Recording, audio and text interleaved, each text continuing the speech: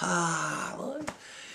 Alors, en tant que grand spécialiste épistémologique du badagoïsme, il est temps pour moi d'apporter des précisions qui permettent la compréhension, comment dire, compréhensive de chacun, de chacune, hein, de façon à ne plus rester dans cette obscurité que représente le badagoïsme, nouveau courant de pensée actuel. Le badago est un troubadour des temps modernes. Avec lui, le verbe n'est jamais en berne.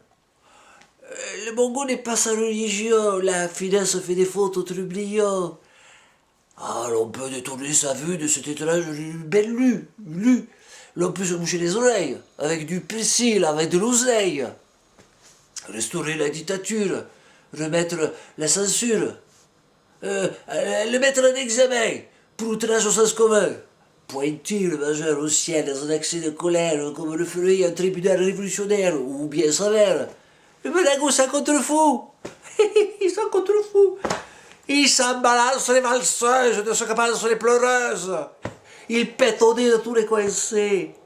Il couvre de crachats les prêchis-prêchats.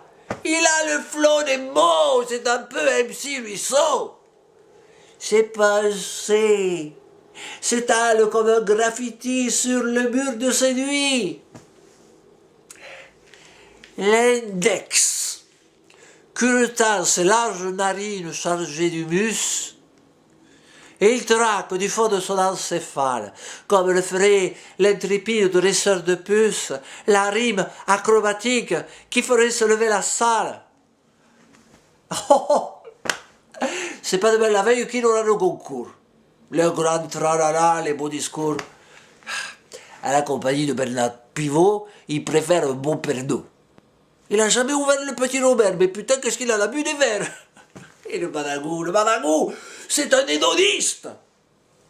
Il cisèle sa vie comme le ferait un ébéniste. Bercé par les psaumes provenant d'une abbaye cistercienne, jouant avec le pubis d'une femme qui n'est pas la sienne, Badagou rêve à ses gloires futures, le vent faisant frissonner sa frêle ossature. Il s'enflamme, la foule se pâme, il s'exclame, il s'autoproclame Mr. Slam. Amstram slam, bourré rataslam. Amstram slam, bourré rataslam.